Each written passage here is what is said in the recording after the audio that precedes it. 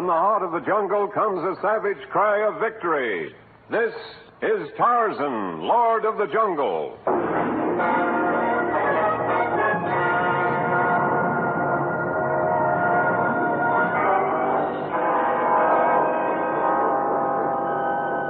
the black core of dark Africa, land of enchantment, mystery, and violence, comes one of the most colorful figures of all time, transcribed from the immortal pen of Edgar Rice Burroughs, Tarzan, the bronzed white son of the jungle. And now, in the very words of Mr. Burroughs, the story of The Mask of Monatiki. Tarzan walked slowly along the rugged elephant trail, pondering on the horrible fate of so many strangers who had braved the fierce Congo. And lost in thought, he was oblivious of the band of chattering monkeys who swung from tree to tree, following in his wake. And finally, they wearied of the game and scampered off, save for one tiny simian who dodged Tarzan's footsteps, shrilly demanding recognition. I'm sorry, small one, but today I have no patience. Nikima, I didn't recognize you.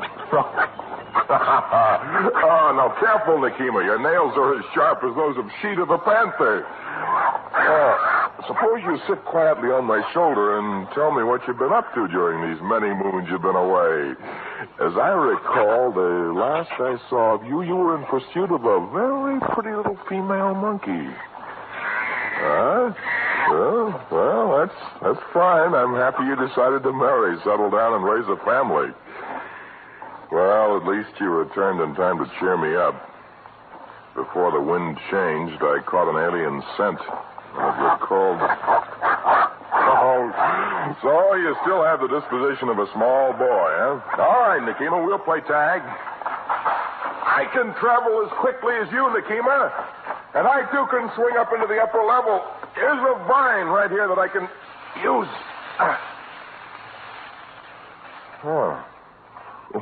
Where is he? He couldn't have gone too far in this length of time. Stay right where you are, little monkey. Now, don't move. I've been hunting for a specimen like you for days now, and I'm right in position to get a good shot off. Just take careful aim, and then... Do not attempt to make a move. My knife moves quickly, and I have no pity for one who would shoot down a defenseless monkey. I done no harm to this cunning little rascal. But I heard you cajoling him to remain still so that you could get a good shot at him. Not at him, jungle man, of him. It was a camera I held in my hand until you pounced on me.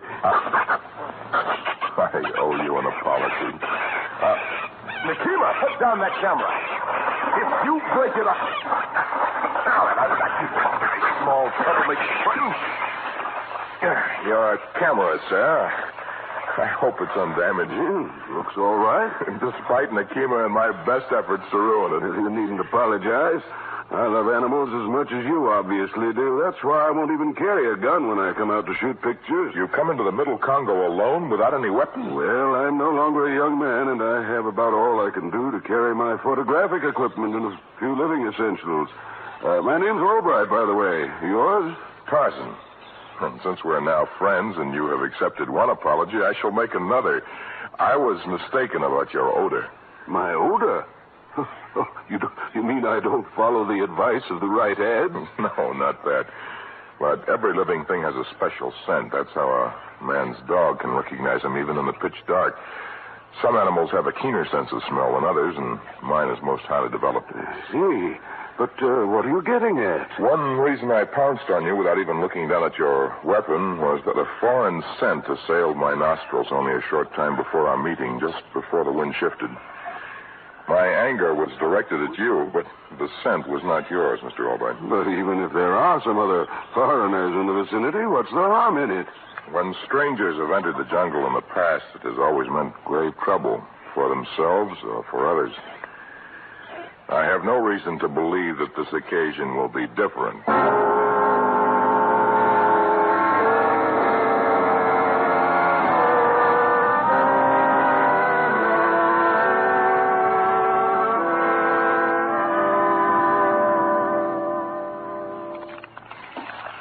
must say, this camp you've built is a welcome change for me. That bed of boughs promises to be much more comfortable than curling up on top of a rock. And that little cave you found proved an ideal spot for developing my film. Why must you develop them right away? Well, sometimes with all the heat and dampness of the jungle, fungi or mildew can ruin an entire spool of film. I'd have hated to lose that shot of the pygmy rhino, for example. I'm sorry I spoiled that picture of Nakima, but perhaps he'll pose for you some other time. He's gone to rejoin his family, but he might well be back. He's an awful gypsy. Do you really understand his chattering? Well, not the words, actually, but when one has spent a lifetime in the jungle, a literal translation of the language of animals isn't really necessary. You see that caius just beyond the fringe of firelight? Caius? An African wildcat. Wildcat? Well, hadn't we better... Well, that was what I meant. I can tell at a glance that he's recently feasted well and has been attracted only by curiosity. It's the two-legged animals who are drawn to a campfire that one must be wary of. I see you're back on your favorite subject.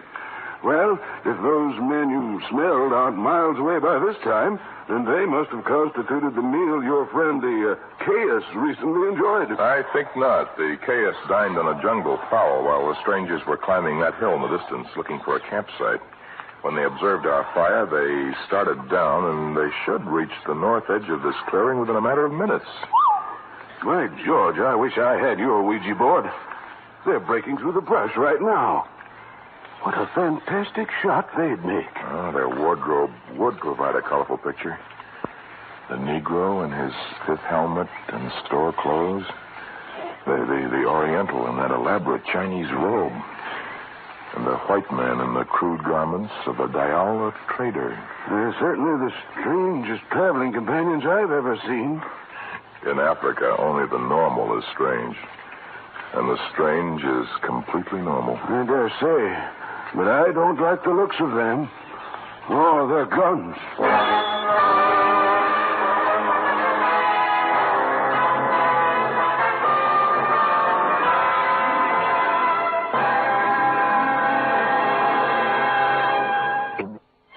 Now back to our story of Tarzan.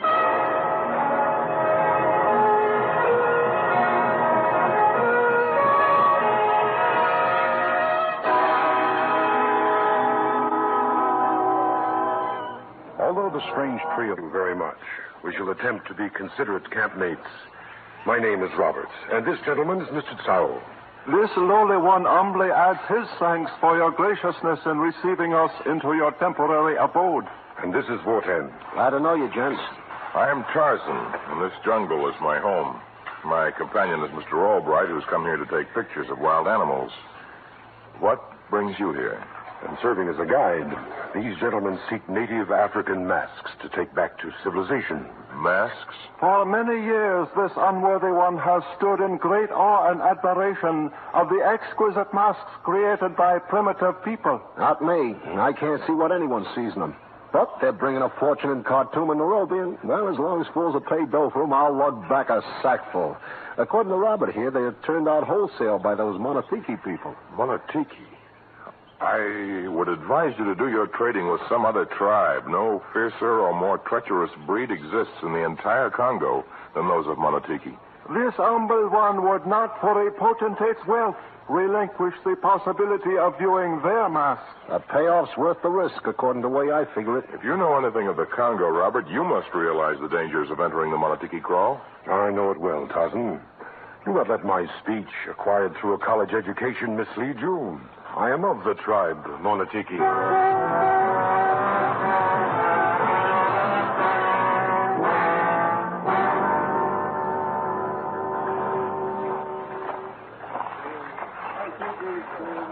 But, Tarzan, I still can't understand why you insisted on joining them in their trek to the Monatiki village. I am known as the Lord of the Jungle, Mr. Albright. If I can prevent even one casualty in the Congo, that title will have been partially earned. Well, with Robert, a member of their own tribe in our party, we may be safer than otherwise.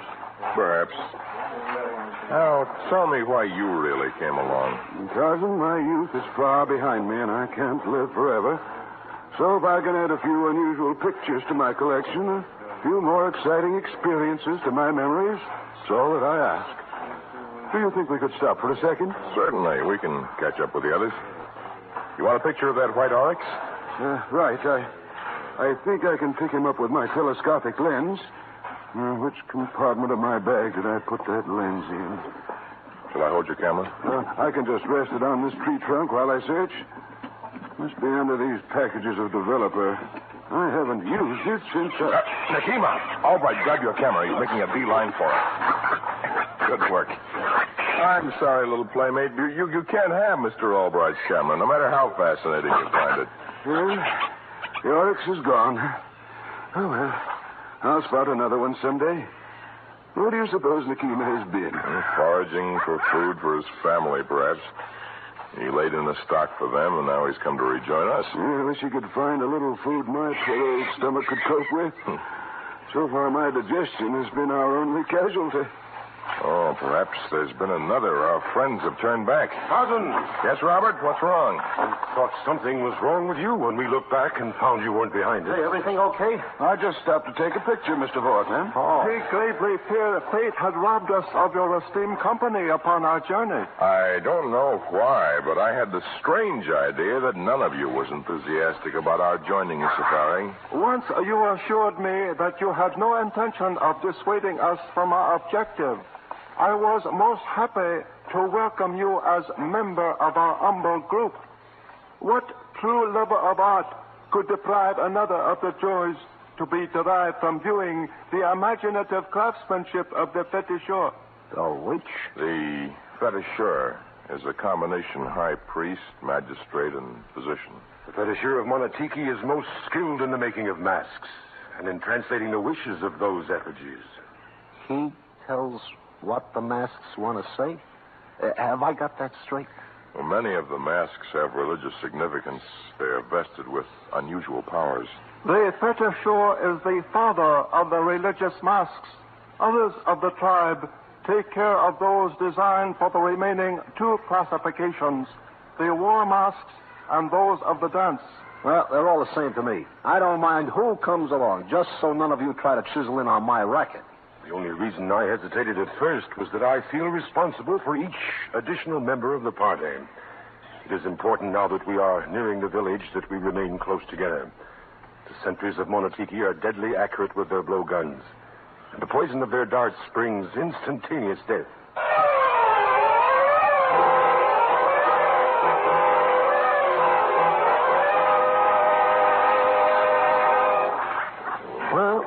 They let us enter the village. I can't say I like the way they're all watching us, peering from every doorway. Just keep walking.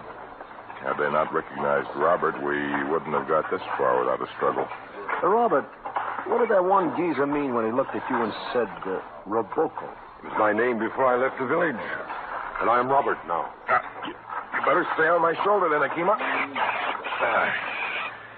Now, the chief is coming to greet us. Observe the beauteous masks outside their temple. Incredible beauty. Unbelievable skill. $50 to $100 a piece on any market.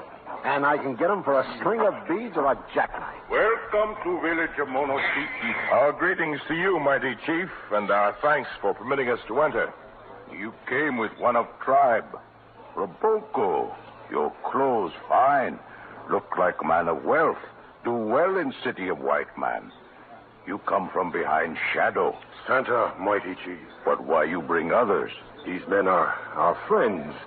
Their only interest is in seeing our tribal masks. This unworthy one bows low before great beauty of those that decorate outside of your temple. Yeah, they're sure swell. Wait, you see what is inside. I show you. The mask of Monatiki, father all masks, voice our destiny. Come. You do us great honor, mighty leader of men. He's taking us all inside the temple. Isn't that pretty unusual? It is most unusual. The compliments concerning the masks evidently pleased him very much. Nakima, you better stay outside. Hey, get a load of the joint. Its splendor blinds these unworthy eyes. Well, Mr. Albright, you've realized at least one experience to add to your memories. Even I have never seen such a place. Hey, who's the goon standing over there giving us the fish eye? He is the fetisheur. Monatiki. The chief is telling him to bring the mask of Monatiki. Wow. Hey, look at that contraption they keep it in. Wall safes ain't got anything on that. Fetisheur is the possessor of the only key to the tabernacle. He's opening it only because the chief told him to do so.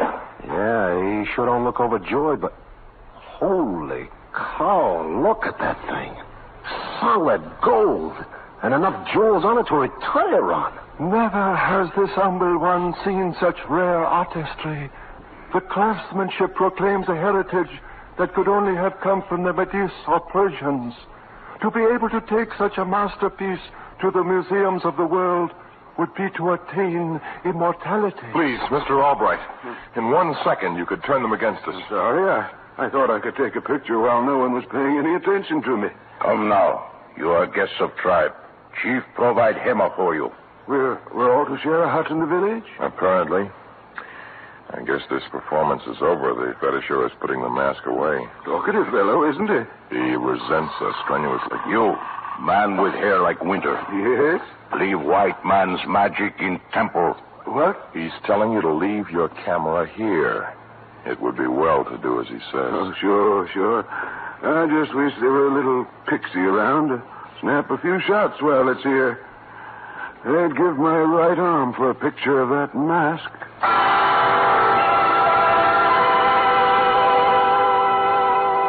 Well, you gotta admit this shack they give us ain't so bad. Oh, it's very, very late. I suggest we all attempt to sleep. Who knows what tomorrow may hold in store for us. Oh, sure surprised they give us the run of the place. You should see the mess I got already, and I hardly started. And I have combed the village from one end to the other. I have filled every pore of my being with the ecstatic beauty of their artistry. You, Mr. Albright? Oh, I've just been wandering around, Robert, looking at everything and wishing my camera wasn't locked up inside. Hey, what gives? The entire village seems to be coming here. In the middle of the night? And their voices are angry. On your feet, men. We may be... No one leave him. Again, he bring great trouble to Kabila. What troubles have we brought to your tribe, mighty chief? Fetisheur found dead in temple. Murdered. Mask of Monatiki stolen. One of you die for crime.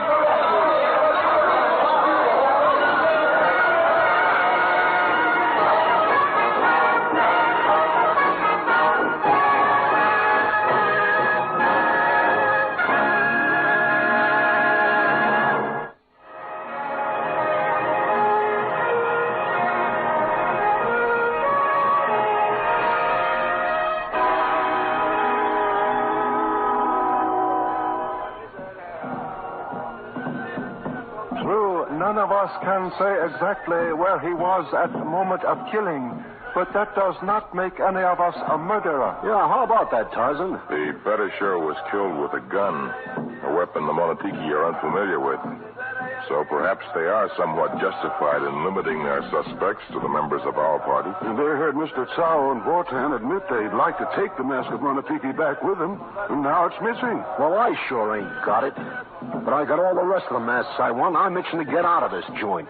Even I am ready to leave, and the mask of Monatiki is not in my unworthy possession. What in the world's that revolting-looking mess they're ladling into those tiny calabash bowls? A mixture of native vegetables and herbs has been combined with their witch doctor's medicines, and he's placed a spell on it.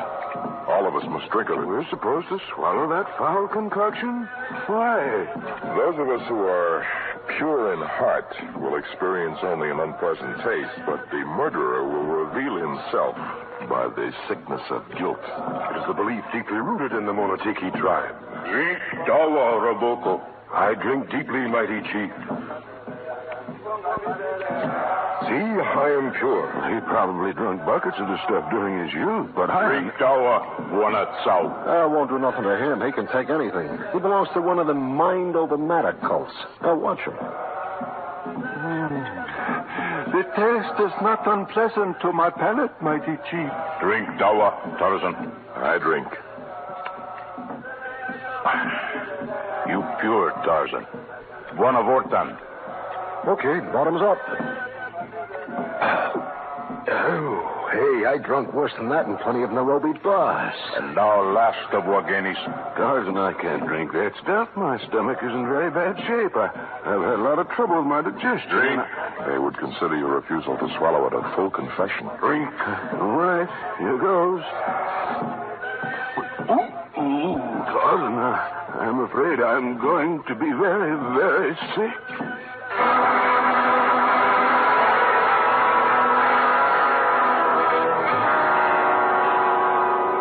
The others are leaving. They're packing their things now. So all they have to do is pick up the mask on their way, wherever one of them's got it hidden. Then they're in the clear, leaving me to pay for their crime. Our only hope is to find the mask first. Our search must start outside the temple here. If I can find any trail. Look! Under the steps leading into the temple. The mask of Monatiki. Smashed and battered almost beyond recognition. It's Vortan's work. He's the brutal type. Vortan killed to secure the mask he could sell in Nairobi for a fortune and then ruin it and leave it here. Well, so? A fanatical worshiper of beauty destroy the mask? No, Mr. Albright. I was unwilling to believe the results of their strange trial, but the only one who could have despoiled that mask and still have his fondest wish is you. What do you mean? The mask could have been destroyed and quickly hidden after you'd taken the picture you said you'd give your right arm to get. Mask of Monatiki. Smashed, ruined. You do, man with hair like winter. Wait, Tarzan, if I did this thing to get a picture, then where is it? So far as I know, my camera's still inside the temple. We go inside.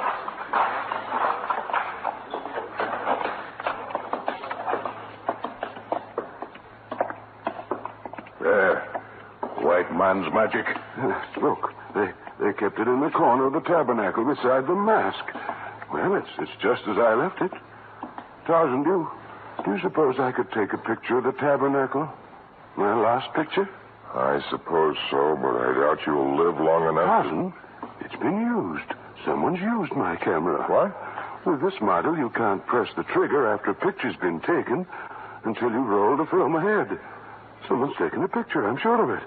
Goodness knows when or what of. If it were taken last night, would the picture come out? Well, if those altar torches were lit at the time and we leave the film in the developer long enough, we might see something. Could you develop the film here?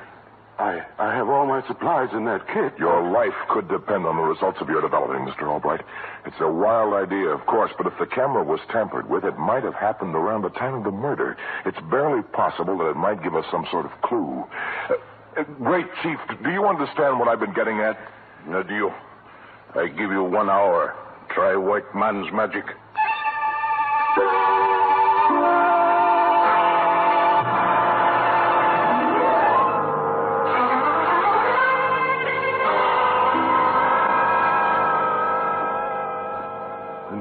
Was pretty fuzzy. But it showed a figure firing a gun at the fetisher. We have our proof. If we can recognize him from the print, I don't know. How soon we know who is man? Sunlight printing is pretty slow, but another few seconds and we'll either know or realize we'll never know. In which case, I suppose I'll have to abide by the results of the trial. Oh, please hurry up, Mr. Albright. The others have already left camp by this time. I'm taking it out of the frame now. You look. I'm afraid to. It's Robert. Robert firing the gun. Roboko not come from behind shadow.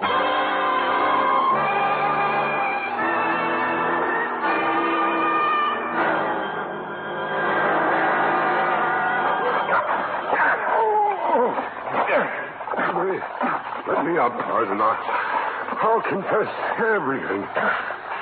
Go ahead, Robert. My father was executed because the fetishers said it was the will of the mask of Monatiki. I, his son, left to crawl under a shadow. When years later I met Mr. Tsao and Vortan, I saw my opportunity to get revenge and blame it on one of them.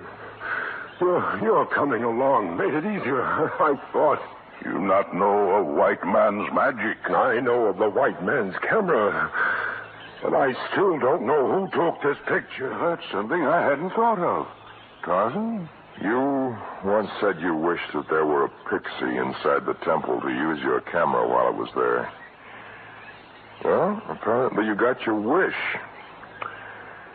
The only way I can figure it, Robert opened the door to the temple, and the pixie slipped in. And when Robert forced open the front of the tabernacle and removed the mask, the pixie found something inside the tabernacle that was even more fascinating to him than the mask was to Robert. And when the fetisher surprised the intruder as he was escaping and was killed as a result, the pixie chose that moment to use the camera as he'd seen you do it. Sheeta, let go of my camera. Mr. Albright, I do not believe in spoiling mischievous children, even when they're grown children with families of their own. But I sincerely believe you should give the camera to Nakima as a reward for finding the murderer and saving your life.